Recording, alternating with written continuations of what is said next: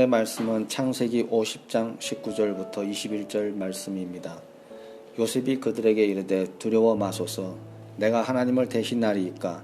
당신들은 나를 해하려 하였으나 하나님은 그것을 선으로 바꾸사 오늘과 같이 만민의 생명을 구원하게 하시려 하셨나니 당신들은 두려워 마소서. 내가 당신들과 당신의 자녀를 기르리이다 하고 그들을 간곡한 말로 위로하였더라. 하나님은 모든 것을 합력하여 선을 이루십니다. 원수가 아무리 더슬렀고 시험에 빠뜨려도 하나님에게는 문제가 되지 않습니다. 하나님은 더 큰 은혜와 구원을 예비하셔서 이전보다 더 높은 곳에 이르게 하십니다. 욥의 신앙이 하나님도 인정할 정도로 완전하였지만 사단이 욥을 시험하도록 허락했습니다. 또한 욥이 모든 시험을 이길 것이라고 믿고 그의 신앙을 자랑하셨습니다. 원수는 성도를 넘어지게 하기 위하여 시련을 가지고 옵니다. 그러나 하나님은 더 큰 축복을 위해 시련을 허락하십니다. 또 한 가지 알아야 할 것은 하나님이 우리가 다가오는 시험과 싸워서 이기기를 기대하고 계시다는 것입니다.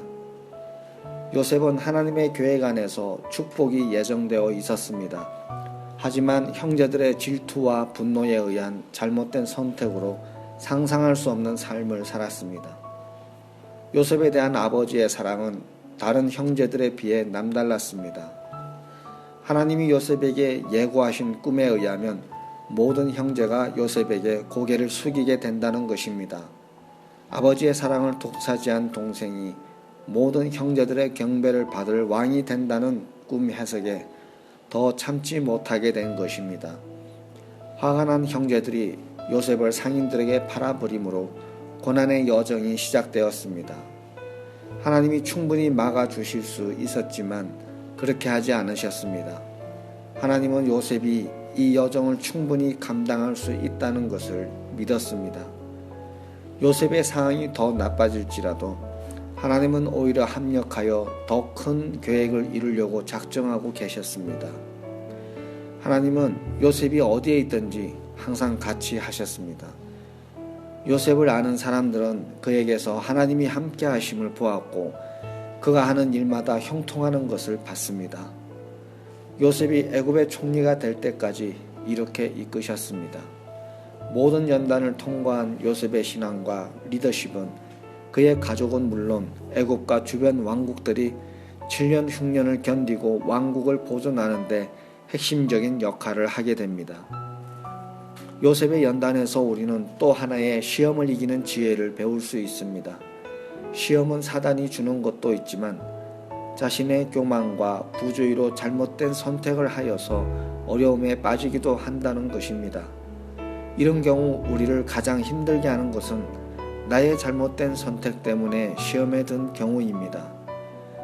사단이 잘못한 것이 아니라 내가 잘못했기에 징계를 피할 수 없을 것이라고 자책을 합니다. 이런 복잡한 감정들이 두 마음을 생성하고 한없이 갈등하며 믿음을 갉아먹습니다. 그러나 하나님은 악을 선으로 바꿀 수 있는 분입니다. 무슨 잘못도 하나님은 바로잡을 능력이 있습니다. 이것뿐만이 아니라 회복하시고 이전보다 더 큰 은혜 베푸기를 즐겨하십니다. 연단이 누구에 의해서 시작되었던지 그 연단이 끝나는 날 우리는 알게 될 것입니다. 하나님의 계획대로 우리는 더 정결하여지고 우리가 잃어버렸던 모든 것을 회복하시는 하나님의 은혜를 알게 됩니다. 오늘도 그런 기대와 믿음 속에서 하루를 시작하시기 바랍니다. 하나님 아버지, 비록 지금의 어려움이 나의 잘못된 선택의 결과라 할지라도 악을 선으로 바꾸시는 하나님에 의해서 우리는 모두 이전보다 더 좋아질 것이고 잃어버린 모든 것을 회복할 것을 인하여 감사드립니다. 오늘 그 증거가 우리 모두에게 있게 하옵소서. 예수님 이름으로 기도합니다. 아멘.